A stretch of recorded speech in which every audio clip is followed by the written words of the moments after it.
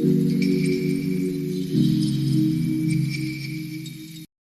mga kasaragaga, ayan, today is Tuesday, Martes. Martes na lang, no? Mahirapan man tayo. Sobrang init guys. Dapat kailangan natin maraming water sa ating katawan dahil sobrang init talaga. Sobra. Buti na lang kanina natapos ko yung pagkat sa mga bulak kahit mainit. Tiniis ko, kayang-kaya ko guys. Pero hindi naman sa masyado init. Okay lang yun kasi vitamin C. At least yung balat natin ay mainitan ba, diba? So, ayan. Mga kasaragaga, ang kaganapan ngayon ni Saragaga ay, ayun nga, pinatay ko mga bula.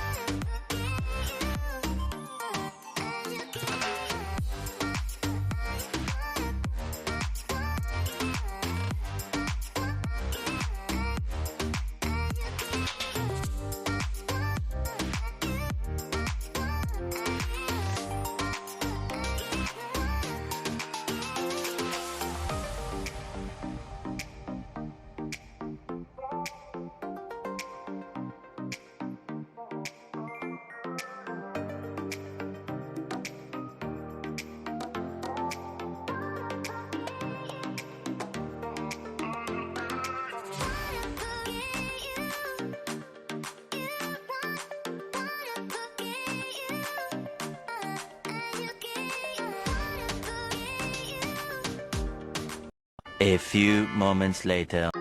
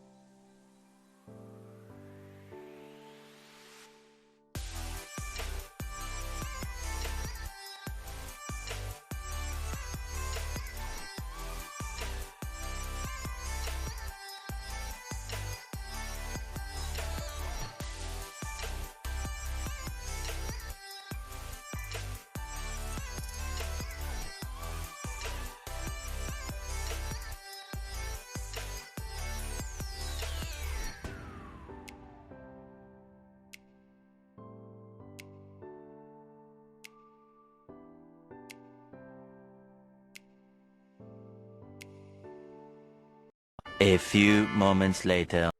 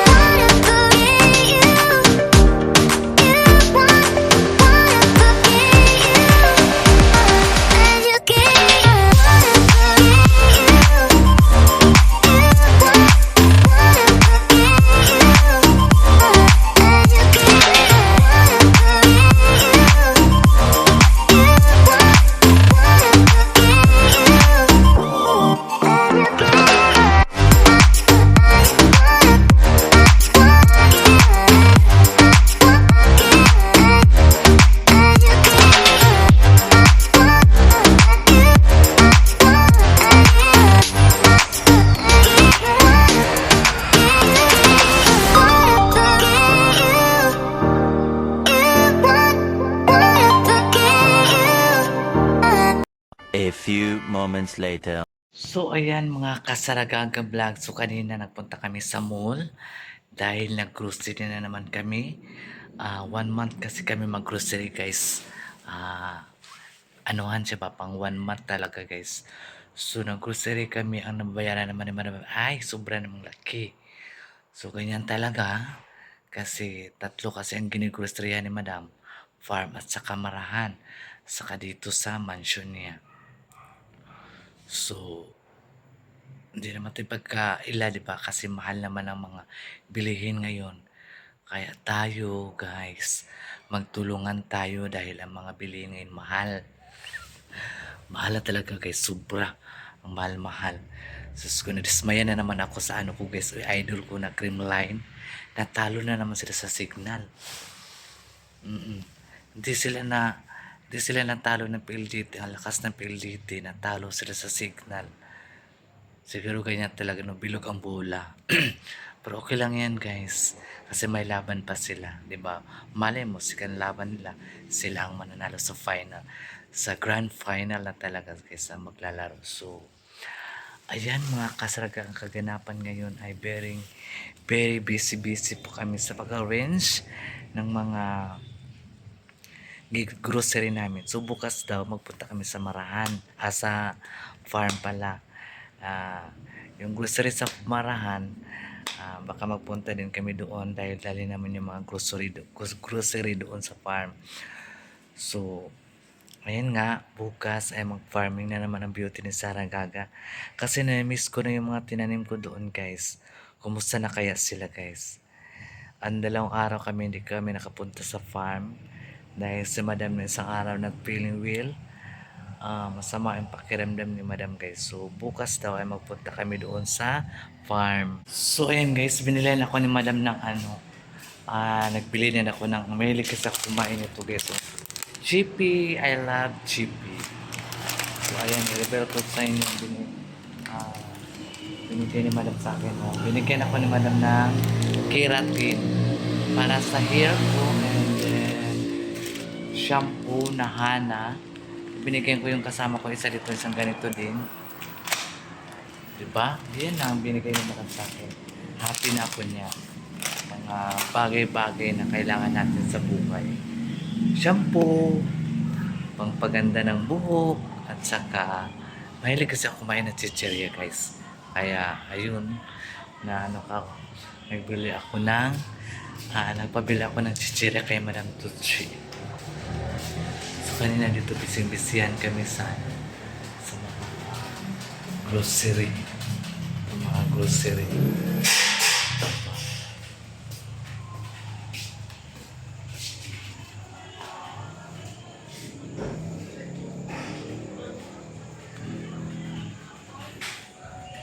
So, ayan guys, ang mga pinili namin grocery. Ayan po ay sa farm, yung malaking carton, and then the rest sa Marahan. Saka yung pampers sa bata doon sa farm. Anak yung mga nag-alaga doon sa farm, guys. Binili ni Madam ng pampers at saka gatas. Kasi may mga anak yun eh. So, ayan ang mga kaganapan for today's video. A few moments later. So, ayan guys. Umalis pa si Madam. Napunta si Madam Elani Sirok Baday. Kasi may ano daw siya doon.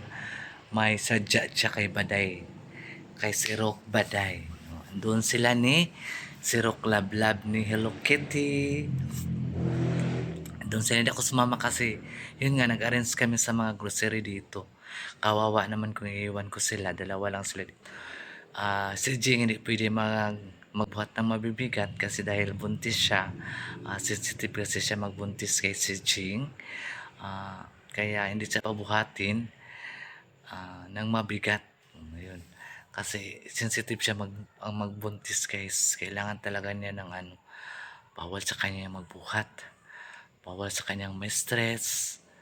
Ayun, sana nag-healthy ang baby ni Ching para po sa kanilang mag-asawa, para matawag po silang one family. Di ba? Ganyan talaga yan, guys, no? Ang mag-asawa, mangarap po ng isang anak na talagang ibigay ni God sa kanila. Di ba? So, kailangan lang talaga natin mananalag sa Diyos para maging healthy ang baby nila ni Jing. At saka ipipray po natin si Jing na sana healthy ang kanyang baby, na darating na baby niya. Diba? So ayan mga kasaragagang, hinihiling ko lang sa inyo guys, please don't skip pa ni Saragaga. Pabalik-balik na lang ni bitaw ay. Please don't skip pa ni Saragaga. Paki-like and share and subscribe. Yun naman ang hinihingi ko sa inyo guys. Wala na akong ibang hinihingi sa iyo. Maraming salamat po sa inyong pagsubaybay sa aking mga vlog na talagang kung ano talagang mga ginagawa ko everyday sa aking buhay. So, kanya lang talaga yan guys, no? Kung mag-share na ko sa inyo ba kung unsa ang akong kinabuhing simple yun lang ini ko si Diyos na simple na wala tayong mga naramdamang sakit. The very important is health, ating kalusugan. Kailangan nating kumain sa tamang oras, uminom ng maraming tubig sa panahon ngayon kasi Diyos ko guys, napakainit ang panahon ngayon. Sobrang init. Kanina nga, sobrang init nga kanina. Napunta kami sa mall. Buti na lang pagpasok sa mall, ang lamig. Yun doon mo makakuha yung mga ubos sipon kasi galing ka sa init, then biglang pumasok ka sa malamig, di ba? Doon mo makakuha yung sipon. Buti na lang hindi ako naanuhan. Hindi man kasi ako madaling maagapan ng mga ganyan na sakit, guys. Kaya thankful ako kay God dahil hindi ako basta-basta magkasakit, guys. Kasi ako very, very strong. Strong ako. Very strong. So, ayan mga kasaranganga. Yun ang mga kaganapan ko sa inyo. At ngayon, ay everyday na talaga akong mag-upload. Nagagawa talaga ako ng paraan para mayroon akong film na mapakita sa inyo ng mga kasaragaga team. O, di ba? Kasaragaga team Saragaga.